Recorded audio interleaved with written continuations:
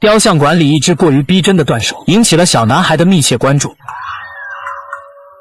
而兰登只看了一眼，就认出这只手是他老丈人彼得所罗门的，因为手的拇指和食指纹着王冠和六芒星，其他3根手指也分别是钥匙、灯笼、太阳。美国的出警速度很快，5分钟的路程没用半小时就到了。可明明是一起普通的绑架案，却会惊动中情局的金姐。但眼下兰登也管不了这么多，毕竟举办婚礼时还需要老丈人的出席呢。于是将知道的一切描述给了金姐。兰登是一名大学古文系的客座教授，就在今天，所罗门给他打来电话，约在这里见面。而断手独特的手势，其实是绑匪在模仿神秘之手，那是远古时共济会的信仰特征。话音刚落，绑匪用所罗门的电话打给了兰登。绑匪威胁他，要想保住所罗门的性命，就要找到一个远古的传送门，传说开启传送门便可获得征服宇宙的力量。然后还大方地告诉兰登寻找传送门的重要线索。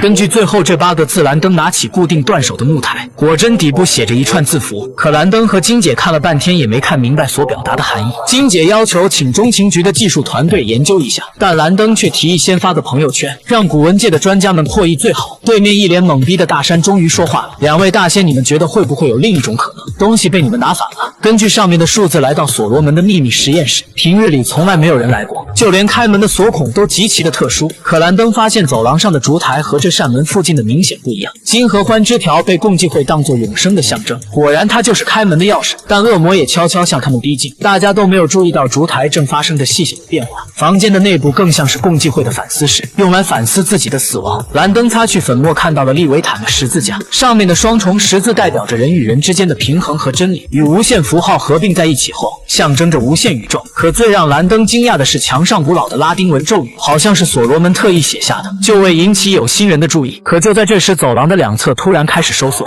原来他们进来后忘记把金合欢枝条放回原处，所以现在要尽快找到线索离开这里。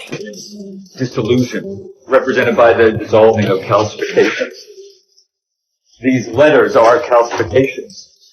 见兰登不停地给墙壁浇水，金姐也马上加入其中。很快石板上就被挠出2个凹槽。为拖延时间，大山把桌子拿到走廊先顶一会，而里面的2人也顺利取下了石板，里面是一个缩小版的金字塔。